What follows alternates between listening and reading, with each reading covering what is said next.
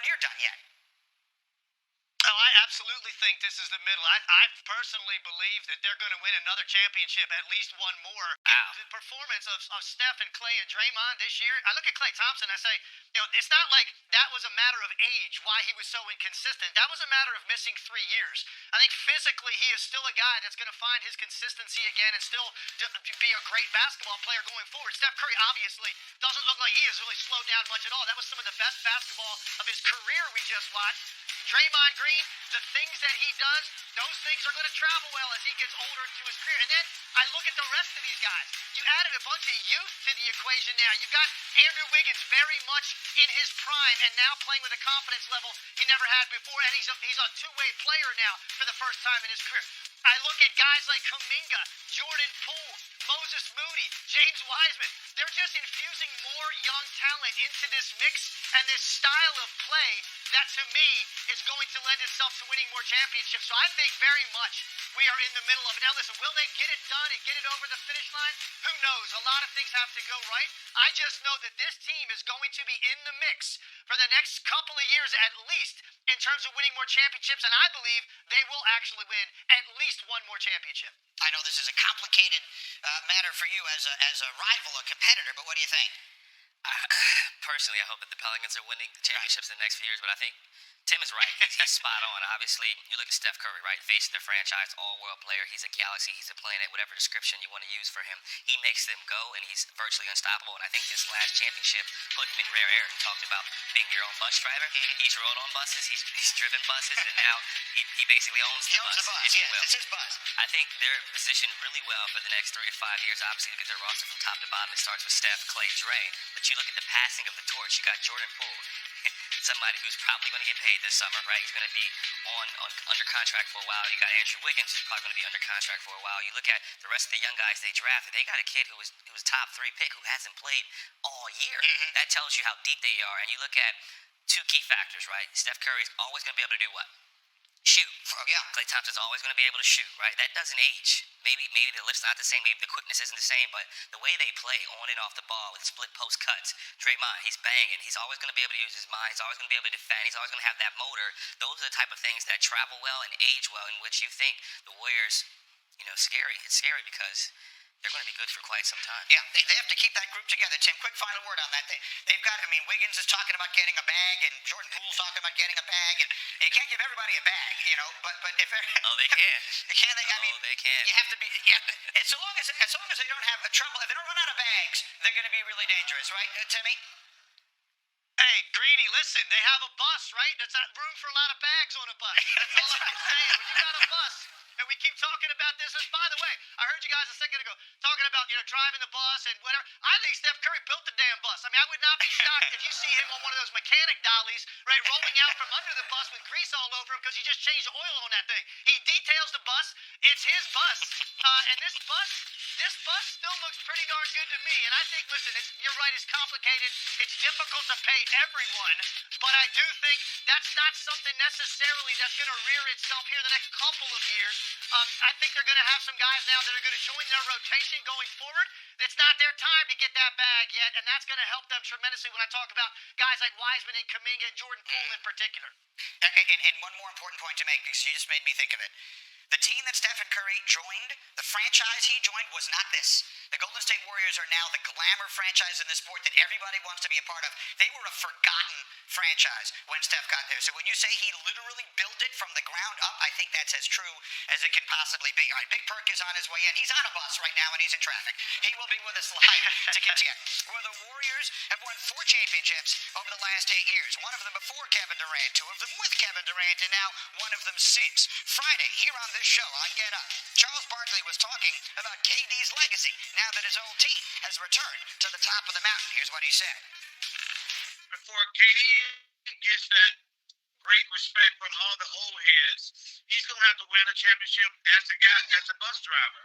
Listen, he joined that team had already won a championship, so no disrespect, that's just a fact. But until he is the guy on a championship team, we're not going to ever give him the respect, that he probably deserves. And that's just the way it is. And like I say, the game hasn't changed. Kobe said it. LeBron said it. And so we're going to hold him to the same high standard. That was Charles with us the other day. Now, Kevin Durant, who frequently seems to have plenty of time to just get into conversations on Twitter, someone tweeted at him, and again, by someone, I don't mean a famous person, just some person tweeted at Kevin Durant that his legacy has died. And Durant tweeted, "I've been dead since July 4th, 2016, but congrats to the Dubs and my boy Steezy, a Fillmore legend. Man been waiting his whole life for a parade on Market Street." Now, July 4th, 2016, for those who don't know, is the day that it was announced that he was signing with the Warriors when he met up with all those guys in the Hamptons. So, again, we will have Big Perk with us a little bit later, but Timmy Legs is here. But, CJ, I will start with you. The idea that Barkley is suggesting, and that Durant is obviously sensitive to, that he will not get his full respect until he is driving the bus on a championship team. Do you buy it? I strongly disagree with Charles Barkley here. Obviously, he's a legend in his own right. He's a first ballot Hall of Famer. He was the bus driver, however, he didn't win a championship. And I think in KD's case, it was different. Obviously, he joined a very, very good team with championship caliber roster, very deep. But he was the bus driver of that team. Obviously, you got Steph Curry, two-time MVP, unanimous. But he averaged 30 points, 7 rebounds, 4.5 assists in his 15 games in his finals career. He showed that he had the ability to take over games late. He was about to win a third straight finals MVP before he ended up getting hurt against the Raptors. But I think his resume speaks for itself. There's no blemishes on it. Obviously, a lot of people aren't happy with the decision that he made July 4th, but it is what it is, and I think that made him a better basketball player. Well, let me ask you this, because I don't agree with what you're saying, but the one thing I didn't do when you did was play against them. Yeah. So when you played against the Warriors at that time, the KD Warriors, was he the best player? Was he... Best is really maybe not the right word I'm looking for. Was that his team? Were those KD's teams? Best is subjective. Obviously, it was Steph Curry's team. He was there first. The organization, the fans, they loved him more, if you will, because he was there, he was drafted, he was homegrown. But obviously they respected and embraced KD. But I think down the stretch of games, you see who they were going to. He's 7 foot.